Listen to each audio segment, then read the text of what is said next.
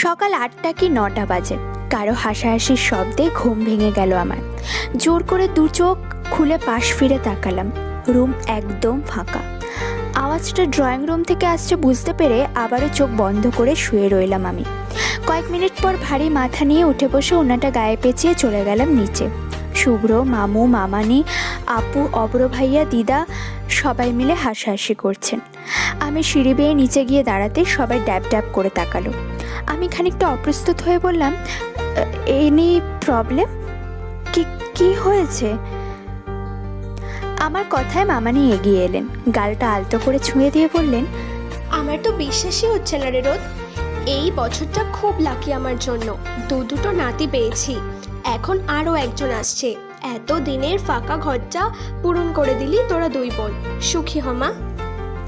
দিদাও এগিয়ে এসে জড়িয়ে ধরলেন আমার, কপালে চুমু দিয়ে বলে উঠলেন, ছোট নাত বউ বড় নাত বউয়ের চেয়ে তো সব কিছুতেই ডাবল। কথাতে, কান্নাতে, হাসিতে, দুষ্টামিতে ও অতিথির বেলাতেও ডাবলই হবে, তাই না? রানু, তুই বরং সবকিছু চার সেট করে কিনে রাখ, বুঝলি? দিদার কথায় আবারও হেসে উঠল সবাই। আমি লজ্জা লাল মুখ নিয়ে মাথা নিচু করে দাঁড়িয়ে রইলাম। মামুও মুচকে এসে মাথায় হাত বুলিয়ে দিলেন। এমন সময় কোথা থেকে সাহিল ভাইয়া এসে শুভ্রকে হুট করেই জড়িয়ে ধরলেন। পিঠে কয়েকটা চড় থাপ্পড় দিয়ে দাঁত কেলিয়ে বললেন, বা দোস, আজ না খুব শান্তি শান্তি লাগছে। কংগ্রাচুলেশন বস। আজ থেকে দুই বন্ধু মিলে দুঃখের গল্প করব, ভাবতেই এক্সাইটমেন্ট কাজ করছে। শুভ্র অবাক হয়ে বললেন, দুঃখের গল্প মানে? কিসের দুঃখ? সাহিল ভাইয়া হেসে বলে উঠলেন, কিসের দুঃখ সেটা তো আজ থেকেই জানতে পারবি। বউ কত প্যারাময় হতে পারে তাই 10 মাসে বুঝে যাবি। আমি তো এই 5 মাসেই শেষ। জীবন বের করে ফেলছে বন্ধু। নাবিলা আপু সাহিল ভাইয়ার পেছনেই দাঁড়িয়েছিলেন। সাহিল ভাইয়ার কথায় ভুরু কুঁচকে বলে উঠলেন, সাহেল, তুমি কি বলতে চাইছো? আমি তোমাকে জ্বালাই? সাহিল ভাইয়া হাসলেন, নাবিলা আপুর দিকে তাকিয়ে বলে উঠলেন, আমি কি বলেছি তুমি জ্বালাও? এই শুভ, আমি এমন কিছু বলেছি? আমার বইয়ের মতো লক্ষ্মী বউ এই ভুবনে নেই, বুঝলি? সে আমাকে একটুও জ্বালায় না। তার তো শুধু রাত দুটোয় আইসক্রিম, ফুচকা, চটপটি, কাবাব, চিপস, কুলফি ইত্যাদি ইত্যাদি খেতে ইচ্ছে করে। রাত 3টে-4টার সময় লুডো খেলতে ইচ্ছে করে। মাঝরাতে হুট করেই মরা কান্না করতে ইচ্ছে করে। মাংস রান্না করলে বমি করে ভাসিয়ে দেয়। তার মাছ খেতে ইচ্ছে করে। মাছ রান্না করলে মাংস খেতে ইচ্ছে করে। মাঝরাতে 5-6 বার করে বেডশিট চেঞ্জ করতে ইচ্ছে করে। বাগানে গেলে ফুল চিবিয়ে খেতে ইচ্ছে করে। আর সাহিল ভাইয়ার কথায় মুখ চেপে হেসে উঠল সবাই। নাবিলা আপু রাগী গলায় বললেন, সাহেল, এত জ্বালাই তোমায়? বেশ, এখন থেকে কিচ্ছু বলবো না, হ্যাপি? সাহিল ভাইয়া মুচকি হেসে নাবিলা আপুকে নিজের কাছে দাঁড় করিয়ে বলে উঠলেন, আরে রাগ করে না, মজা করছিলাম তো। আমার বউটা আসলেই অনেক লক্ষ্মী। মামু, মামানি, দিদা হালকা হেসে আমাদের রেখে যার যার রুমের দিকে হাঁটা দিলেন। আমি শুভ্রর পাশে গিয়ে দাঁড়াতেই উনি বলে উঠলেন, বাট আই উইল ম্যানেজ সাহেল। তোর জন্য এটা নতুন হলেও আমার জন্য নতুন না। ওনার কথায় তিনজনেই চোখ বড় বড় করে তাকালাম। কয়েক সেকেন্ড চুপ থেকে একসাথেই বলে উঠলাম, মানে? শুভ্র থতমত খেয়ে বলে উঠলেন, তোরা এভাবে তাকিয়ে আছিস কেন? আমি তো রোদের কথা বলছিলাম। ও তো সবসময় এইসব কাজ করে। এটা তো নতুন কিছু না, এটাই বোঝাতে চাইছিলাম। আমরা তিনজন একে অপরের দিকে তাকিয়ে একসাথেই বলে উঠলাম, ও। শুভ্র যেন হাফ ছেড়ে বাঁচল। একটু একটু কথা বলে সবাই মিলে সোফায় গিয়ে বসতেই দৌড়ে এলো চিত্রা। ব্যাগটা সোফায় ছুঁড়ে মেরে আমাকে টেনে দাঁড় করিয়েই শক্ত করে জড়িয়ে ধরল। এক্সাইটমেন্টে গলা বন্ধ হয়ে আসছে তার, তবুও লাফাতে লাফাতে বলে উঠল, আমি বলেছিলাম তখন তো থাপ্পড় লাগালি, এখন মিলল তো। মাঝে মাঝে বাংলা সিনেমাও কাজে লাগে, বুঝলি? Anyway, I am so happy জানু, আমার বেস্টুর বেবি হবে। উফ, আমার তো নাচতে ইচ্ছে করছে। এই শোন, আমি বরং একটা কাজ করি, বাচ্চাদের নামগুলো ঠিক করে ফেলি।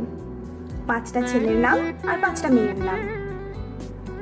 ছেলের নামগুলো র দিয়ে হবে আর মেয়ের নামগুলো স দিয়ে। চিত্রার এক্সাইটমেন্টের মাঝেই বিস্মিত কণ্ঠে সাহেল ভাইয়া প্রশ্ন করলেন, 5টা কেন? ওনার কথায় রেস ধরে আমিও বললাম, হ্যাঁ 5টা কেন? চিত্রা সোফায় আরাম করে বসলো, তারপর স্বাভাবিক কণ্ঠে বলল, কেন? কাল রাতে শুভ্র ভাইয়াই তো ফোনে বললো 10টা বাচ্চার নাম ঠিক করো চিত্রা, 5টা মেয়ে 5টা ছেলে। কেবল তো শুরু, কয়েকদিন পর দেখবে ভাগ্নে ভাগ্নি কোলে নেওয়ার জন্য কোনো হাতই অবশিষ্ট থাকছে না।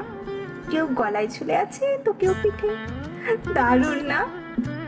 সবাই একসাথে শুভ্রর দিকে তাকালো। শুভ্র সবার দিকে একবার করে তাকিয়ে বলে উঠল, হোয়াট? কেউ কিছু বলল না। সাহেল ভাইয়া হাসি চেপে বলে উঠলেন, নাথিং। 10টা কংগ্রেচুলেশন ভাই, আগেই দিয়ে রাখলাম। ওর যদি এত হাসতে হাসতে ভিড়ে তোকে খুঁজে না পাই। শুভ্র ভুরু কুঁচকে তাকালেন, ছোট্ট করে বললেন, দাঁড়া তুই। হেটুকু বলতেই অট্ট হাসি দিয়ে দৌড় লাগালেন সাহেল ভাইয়া, আর তার পিছু নিলেন শুভ্র। ওদের যাওয়ার দিকে কয়েক সেকেন্ড তাকিয়ে থেকেই আবারও বকবক শুরু করলো চিত্রা। বই থেকে প্রেগনেন্সির উপর 5-6টা বই বের করে বিজ্ঞতের মতো লেকচার দিতে লাগলো। আমি আর নাবিলা আপু শুধু অবাক চোখে তাকিয়েই রইলাম। আজ নাবিলা আপুর ডেলিভারি। সবাই হসপিটালে গিয়েছে। আমার পাশে মাধবী আর রাহেলাকে বসিয়ে দিয়ে 10 মিনিট আগে শুভ্রও বেরিয়েছেন হসপিটালের উদ্দেশ্যে। জানালার পাশে চুপচাপ দাঁড়িয়ে আছি আমি। চারদিকে শেষ বিকেলের নরম আলো, সূর্যটাও পশ্চিমের দিগন্ত ছুঁই ছুঁই করছে। আমি চোখ বন্ধ করে ছোট্ট একটা নিঃশ্বাস ফেললাম। দেখতে দেখতে প্রেগন্যান্সির 5টি মাস কেটে গেল। আমাদের জীবনের পাতা থেকে সময়গুলো কত তাড়াতাড়ি না হারিয়ে যায়। এখন আয়নার সামনে দাঁড়িয়ে নিজেকেই অবাক চোখে দেখতে থাকি আমি। কেমন অদ্ভুত দেখতে লাগে আমায়। বিশ্বাস করতে কষ্ট হয় এই ছোট্ট পেটটাতে আস্ত একটি জীবন টিকে আছে, ধীরে ধীরে বেড়ে উঠছে। এই 5 মাসে শুভ্রকে খুব একটা জ্বালাইনি আমি, কারণ প্রেগনেন্সির জন্য তো তেমন কোনো প্রবলেমই হয়নি আমার। বমি, মুড সুইং, খাবারে অরুচি খুবই কমই হয়েছে আমার। শুধু একটা জিনিস বেশি বেশি হয়েছে, তা হলো ঘুম। সারাদিন পরে পরে ঘুমানোই প্রতিদিনের রুটিন হয়েছে আমার। তেমন কোনো সমস্যা না হলেও অফিসের কাজ কমিয়ে দিয়েছেন শুভ্র। এখন 4টার মাঝে বাসায় ফেরেন উনি। আদ্ররৌদ্র বেশ বড় হয়ে গিয়েছে, এখন বসে থাকতে পারে। একজন আরেকজনকে ছোট্ট ছোট্ট হাত দিয়ে চড় থাপ্পড়ও মারতে পারে। আপু আর চিত্রা প্রায় সারাক্ষণই আমার আশেপাশে থাকে এখন। চিত্রা প্রতিদিন বিকেলেই বাসায় এসে হাজির হয়, আমার নিয়ে হাঁটাহাঁটি করে। তার ধারণা এই হাঁটাহাঁটিটা খুবই প্রয়োজন আমার, নয়তো দিন দিন ফার্মের মুরগির মতো ফুলে যাব। ফোনের টোন কানে আসতে ঘোর কাটলো আমার। জানালার বাইরে থেকে চোখ সরিয়ে বিছানায় পড়ে থাকা ফোনটির দিকে তাকালাম। মাধবী দৌড়ে এসে ফোনটা হাতে দিয়ে গেল আমার। আমি মুচকি হেসে ফোনটা রিসিভ করে কানে নিতেই ওপাশ থেকে আগ্রহী কণ্ঠে শুভ্র বলে উঠলেন, নাবিলার ছেলে হয়েছে রোদ পাখি, মাশাল্লাহ বেশ কিউট হয়েছে। যদিও সব ছোট বাচ্চাকে আমার একই রকম দেখতে লাগে। আলহামদুলিল্লাহ। আপনি আমার সাথে নিলেন না কেন বলুন তো? সবাই তো দেখে নিল বাবু, আমি শুধু রয়ে গেলাম, কোলেও নিতে পারলাম না। মন খারাপ করছো কেন? এখানে এসে কী লাভ হতো বলো তো? নাবিলার নর্মাল ডেলিভারি হয়েছে, কয়েক ঘন্টা পরেই রিলিজ করে দেবে। আসলে শুধু শুধু জার্নি হতো আর টেনশন করতে। আর হসপিটালের বাতাসটাই অসুস্থ, বুঝলে? হাসপাতালে ঢুকলে সুস্থ মানুষেরও নিজেকে মহারোগে মনে হয়। না হাসি ভালো করেছে, বুঝেছ? হয়েছে, ফাউল লজিক দিতে হবে না। পিচ্চির কয়েকটা ছবি পাঠান, আমি দেখব। আর হ্যাঁ, বাসায় ফিরেই বাবু দেখতে নিয়ে যাবেন আমায়, প্রমিস? শুভ্র হাসলেন, হাসি মুখেই বললেন, ওকে প্রমিস, বাট কাল সকালে। এই অবস্থায় এত রাতে তোমায় নিয়ে বের হচ্ছে না আমি। কিন্তু কোনো কথা শুনছি না আমি। সকালে মানে সকালে। এখন বাই, রেস্ট নাও। আমি দীর্ঘশ্বাস ফেলে কিছুক্ষণ ফোনের দিকে তাকিয়ে থেকে ফোনটা বিছানায় ছুঁড়ে মারলাম। দিন যত বাড়ছে হুটহাট রাগটা ততই যেন বেড়ে যাচ্ছে আমার। চুলগুলো দুহাতে হাত খোপা করে ধীর পায়ে বিছানায় গিয়ে বসলাম আমি। পা দুটো বেশ ব্যথা করছে আমার। এই এক নতুন উপসর্গ দেখা দিয়েছে আমার। সন্ধ্যা হতে দু পায়ে অসম্ভব রকম ব্যথা শুরু হয়ে যায়। এটা কি প্রেগনেন্সির কারণেই হয় কে জানে? কথাগুলো ভাবতে ভাবতে মাধবী রাহেলাকে রুম থেকে চলে যেতে বলে শুয়ে পড়লাম আমি। কিছুক্ষণ পরই ঘুম ছুটে গেল আমার। ঘুমের মাঝেও কারো গভীর দুটো চোখ তাড়া করছিল আমায়।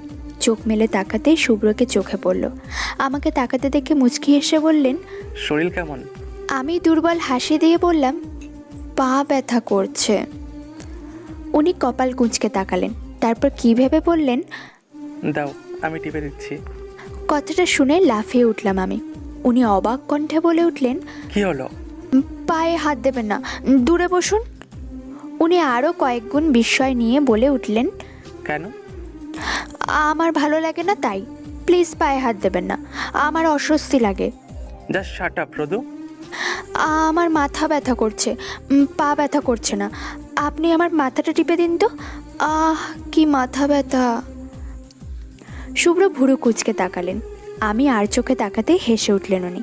আমি চুপচাপ তাকিয়ে আছি। ওনার আঁকা বাঁকা দাঁতের টোল পড়া হাসি, ইস কি সুন্দর করে হাসেন উনি। ওনার হাসিটা দেখলেই বুকে মোচড় দিয়ে ওঠে।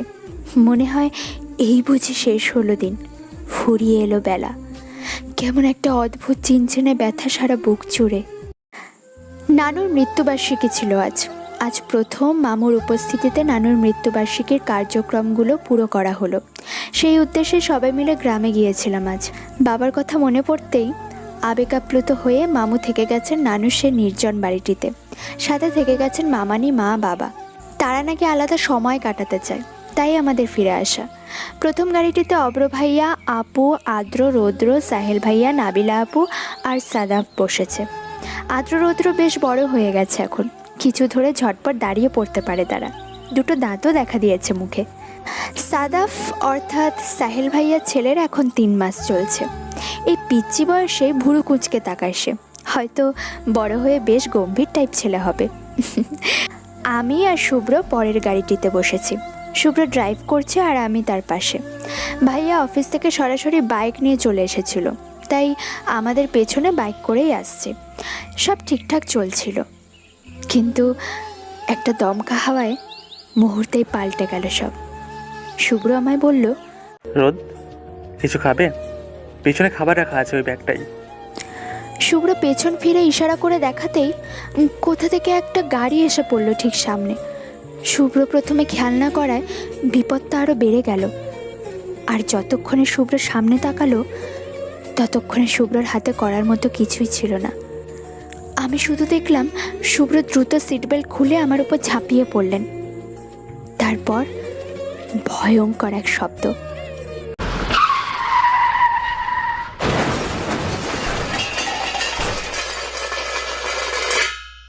শব্দের পরেই নিস্তব্ধতা, ভয়ানক নিস্তব্ধতা। সেই নিস্তব্ধতা যেন এক নরকীয় ব্যথা দিচ্ছিল আমার মাথায়। চিনচিন ব্যথা করে উঠতেই চোখ মেলে তাকালাম আমি। কি ভয়ঙ্কর দৃশ্য আমার চারপাশে। এখানে সেখানে ধোঁয়া উঠছে, কাচের টুকরো আর চ্যাপটা হয়ে যাওয়া গাড়িটাতে রক্তের ফোঁটা। রক্তরাঙা শুভ্র নিস্তেজভাবে পড়ে আছে আমার উপর। 2 হাতে আমার দুপাশের সিট আঁকড়ে ধরেছে সে। রক্ত আর প্রিয় মানুষের নিস্তেজ মুখটা দেখেই নিঃশ্বাস বন্ধ হয়ে এলো আমার। আমি জোরে জোরে শ্বাস নিয়ে নিজেকে শান্ত করার চেষ্টা করে ফিসফিস করে বলে উঠলাম, শুভ্র উঠুন না প্লিজ, খুব ভয় লাগছে আমার।